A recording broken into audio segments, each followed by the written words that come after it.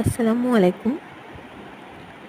জনপ্রিয় content creator Nowrin Afroz প্রিয়া বাগদান সম্পন্ন করেছেন। তাকে দেখা যাচ্ছে খুব সুন্দর একটি সাদা জামদানি শাড়ি পরে মাথায় লাল টুকটুকি ওড়না দিয়ে বসে কবুল বলার একটি ভিডিও খুব ভাইরাল হচ্ছে।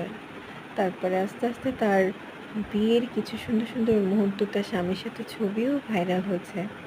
মাশাআল্লাহ, তাকে অনেক সুন্দর লাগছে এবং তার জন্য অনেক দোয়া এবং ভালোবাসা। তার আগামী দিনগুলো অনেক সুন্দর হোক, তার নতুন পথ চলা সুন্দর এবং সুখী হোক।